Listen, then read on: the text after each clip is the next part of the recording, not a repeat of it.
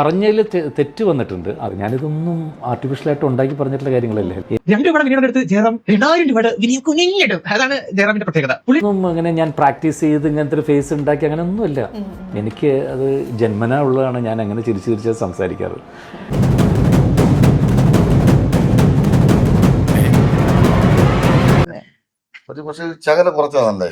അത് ചിലപ്പോൾ ചിലവർക്ക് നല്ലതായോ ചീത്തയോ തോന്നിയാൽ നമുക്ക് ഒന്നും ചെയ്യാൻ പറ്റില്ല. ഇനി ഇത് പെട്ടെന്ന് ഇത് മാറ്റിയിട്ട് എനിക്ക് ഗൗരവമായിട്ടിരുന്ന് സംസാരിക്കാൻ എനിക്കും അറിയില്ല. പക്ഷെ ഓരോ ക്യാമറ കാണുമ്പോൾ ഓരോ രീതി പറയുമ്പോൾ ഞാൻ ഈ പറയുന്നതൊക്കെ കാണുന്ന ജനം എന്നെ പുച്ഛിക്കും. നാക്കെടുത്ത് വളച്ചാൽ കള്ളമേ പറയൂ, പൊങ്ങച്ചമേ പറയൂ എന്ന് ചിന്തിക്കില്ലേ എന്ന് പോലും മനസ്സിലാക്കാൻ കഴിയാത്ത നടനാണ്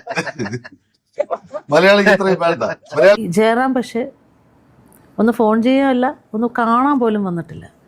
ഈ സിനിമാക്കാരൊക്കെ എങ്ങനെ ഇത്രയും ചെറ്റകളാകുന്നു എന്നാണ് ഞാൻ ചിന്തിച്ചത്. ആ സമയത്ത് അസീബിനെ വിളിച്ചപ്പോഴാണ് അസീബിന്റെ സംസാരം തിരിയുന്നില്ല.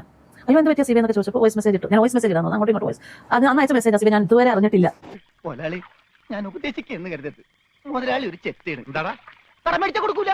പറഞ്ഞിട്ട് ഞാൻ അടുത്ത ആഴ്ച അതിലേ വരാന്ന് പറഞ്ഞാൽ ഇന്ന് വരെ വന്നിട്ടില്ല.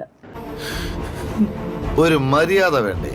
ഒരുപാട് ബുദ്ധിമുട്ടുണ്ടായി, ഒത്തിരി ബുദ്ധിമുട്ടുണ്ടായി. അത് സത്യസന്ധമായിട്ടുള്ള കാര്യമാണ്. പുളുവായിരിക്കും, മൊത്തം പുളുവായിരിക്കും. എന്റെ അപ്പന്റെ വായന പുളുവാ.